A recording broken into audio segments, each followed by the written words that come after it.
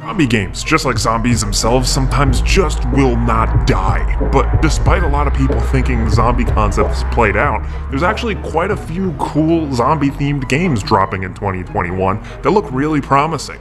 We've got about 10, so let's break them all down. Of course, 10, Evil Dead, the game. At last year's Game Awards, and it's developed by Saber Interactive and published by Boss Team Games. Saber Interactive has been making games for many years of varying degrees, sometimes ports, sometimes games, but this seems like something entirely different for them. From what we know so far, this looks to be like more of an arena-based Evil Dead style game with cooperative PvE stuff and PvP gameplay involving all of the characters from the Evil Dead universe and blasting some creatures. Apparently there is going to be a skill tree involved and multiple weapons and gadgets that you can use, not to mention the fact that, they have Bruce Campbell as Ash, that's the most important thing, but we also see characters from throughout the movies, and even Ash versus Evil Dead, which is just a welcome surprise. I've said this in previous videos, but there was a time when we had a lot more Evil Dead games out there, and maybe we took it for granted. Still, we're very happy to finally get a new one. Even if it's more of an arena-based multiplayer thing,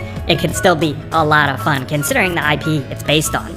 Next, over at number 9, we have Project Ill. You've probably seen this one floating around on social media. I think we've highlighted it in the past. Essentially, this is seemingly early in the works. We might see an early access version of it this year. Apparently, it's from a small developer still seeking funding, but essentially, it's a really intense, weird, gross, and ambitious first-person zombie shooter. We've got some gameplay and some concept footage that seems like it is indicative of the game, and you can immediately see why I said ambitious, because the gore and dismemberment stuff they have going on here is really crazy. I'm curious to see what else this game is gonna do to stand out other than just some cool gore and some first-person shooting. It needs more than that, but a lot of people have jumped on board and are into the idea. So even though we're only looking at tiny glimpses of ideas of the game, we're hoping that we see it big in 2021. Next at number 8, we have a PC game called A Way to Be Dead. I'll be honest, this one on the list seems like one of the games that still looks a little rough, but the idea is pretty cool. It's an asymmetrical multiplayer game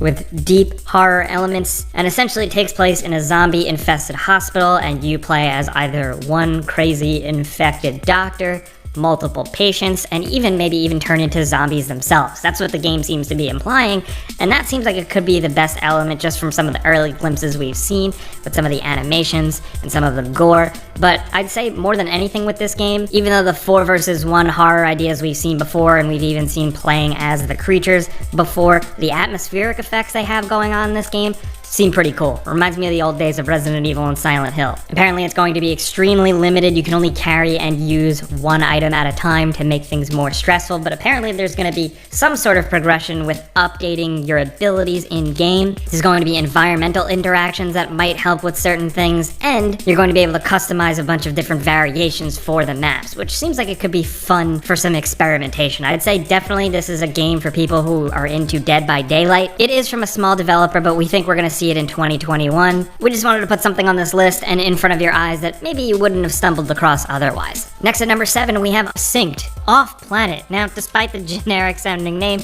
this seems like a cool enough concept, if not a little bit derivative. Essentially, it's PvE and PvP, where you're fighting in a post-apocalyptic world for resources against other people, while also trying to escort some survivors to safety. There's loot, there's crafting, there are survival elements, and lots of other players to worry about, but also the PvE elements. Hordes and hordes of zombies and cool creatures. Technically in this game, they're not really zombies. They're like people that have been taken over by meddling with nanotechnology. And yeah, I know, we're getting lost in the weeds, but if you look at it at face value, it seems like zombies, right? So we're counting it, especially because it seems like an interesting, fun third-person shooter. Now, it is worth mentioning that it is being published by games giant Tencent. Maybe this is their answer to something like Division. They want to crack into that PvE, PvP market. I don't know for sure, But the game does look pretty with ray tracing and a bunch of NVIDIA support, and we're expecting to see it in some form in 2021. Next at number 6, we have After the Fall, which is a new game from the developers behind Arizona Sunshine. And essentially, it looks like they're taking VR zombie blasting to the next level. We see a lot of chaotic, cool action. We see some kind of over-the-top wild weapons, including a wrist-mounted launcher. It is multiplayer focused and takes place in Los Angeles 20 years after the apocalypse, but with a cool ice theme and generally just an art style that to me kind of reminds me of Borderlands a little bit. Just considering that Arizona Sunshine was one of the cooler zombie shooters made for VR that just really made a big splash, we're really excited to see what the developer-publisher Vertigo Games can do with a bigger budget, more eyes on them, and more ideas. And now we talk about VR games a lot here at GameRanks, but we know that they're still not super duper mainstream or anything like that, but we gotta give credit to Arizona Sunshine, the previous game from these developers, of course. That game was incredibly successful with not only just the blasting, but the platforms, the level of support, the high quality nature of the game. So After the Fall can really take it to the next level, but I am curious to see how it fares as a multiplayer title. That's something that's a little bit trickier to nail down with VR, and admittedly might sometimes have an even smaller audience. Because what we've seen so far just looks like a lot of fun, and it's releasing apparently early 2021. Next at number 5, we have The Last Stand Aftermath, which is the follow-up to the surprisingly awesome Last Stand game. The previous Last Stand game was actually a Flash game, believe it or not, but it was a good one, where you gun your way through a zombie apocalypse. A little bit more Walking Dead style. Think abandoned neighborhoods, abandoned cars everywhere. There's a big emphasis on combat and the weapons and the feel and just how the shooting works. It's 3 dimensions around you. That's incredibly satisfying when you tie that up with crafting and everything like that. But judging from the looks of this one, especially as an upgrade from the last game, the mood and atmosphere looks top tier. And especially for a game of this genre where you wouldn't really expect it, this just looks like a good, fun single-player time blasting zombies. It's going to be on Steam and it's coming sometime in 2021. Next at number 4, we have The Day Before. From what we've seen of this so far, not to be reductive, I think the elevator pitch is essentially The Division mixed with The Last of Us. You are placed in a big, realistic-looking city with a bunch of other players in more of an MMORPG style setting, but you're running around, you're looting, you're engaging with other players, but also watching out for zombies. This concept seems like a no-brainer. We're actually surprised we haven't seen it more before, and just like the little gameplay trailers that we've gotten have blown us away. We're still skeptical of like how the game will actually be in motion with players messing around and doing whatever, but the systems, some of the combat, and just the general concepts and the marriage of cool genres seems really sweet. And for multiplayer folks or people who love searching, grinding, crafting, interacting with other players, this might be right up your alley. Right now, it seems like The Day Before is only gonna be on PC, but it is listed as coming soon.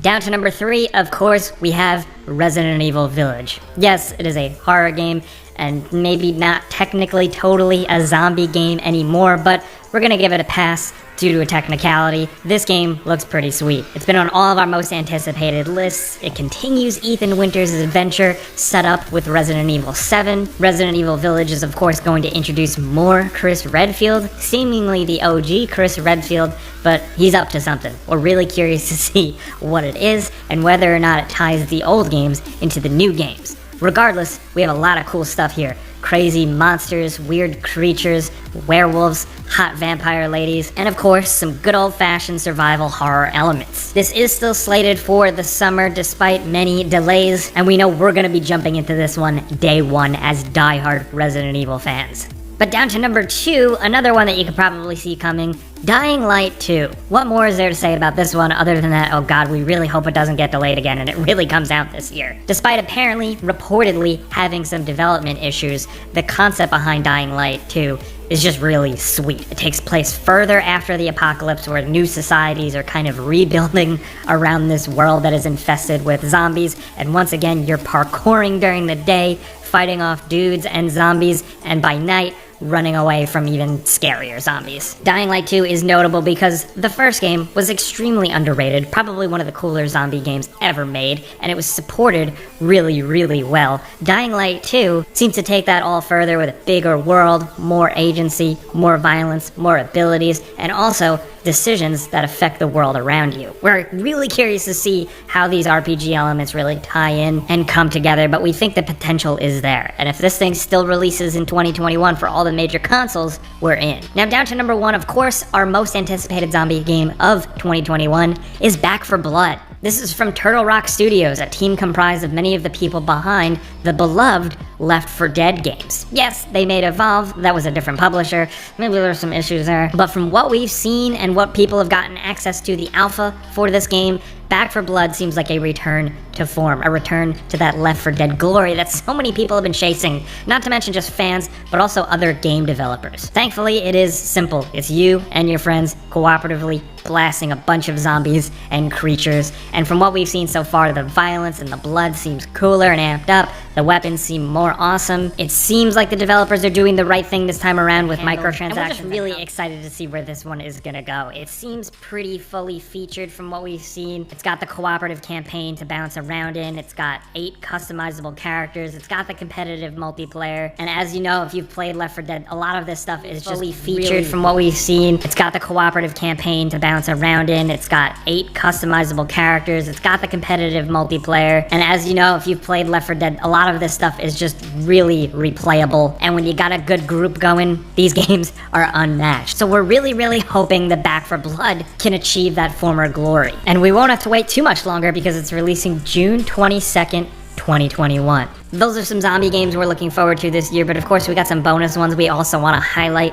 First and foremost, Days Gone is releasing on PC, so if you haven't checked that out on PlayStation, you definitely should. It's an underrated zombie game. Also, Resident Evil Reverse, the multiplayer mode for Resident Evil Village, is also releasing this year. Another one worth briefly mentioning is No More Room in Hell 2. This is seemingly releasing this year, and it's a follow-up to the surprise hit that blew up Steam a couple years back. And maybe it's releasing this year, Tom Clancy's Rainbow Six Quarantine, or whatever they're calling it these days. It's been quiet, but the concept seems really cool, and there are zombie-like creatures. Also, it would be crazy if we didn't at least briefly mention State of Decay 3. Undead Labs has confirmed they are working on this game. All we've gotten so far is a cinematic trailer. We're really excited to see where they could take it, and although we don't know if this one is making it in 2020, we just wanted to drop it a quick mention. Like we said though, these are all the zombie games we're looking forward to throughout 2021, so we want to hear from you guys in the comments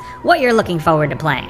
Be sure to let us know because we tailor our videos around you guys, whatever interests you. Let's talk anything zombie games down in the comments. If you enjoyed this video, maybe even you learned about a new game, clicking the like button helps us out, legit. But if you're new, consider subscribing, hitting that notification bell because we put out videos every single day. But as always, thanks for watching, and we'll see you guys next time.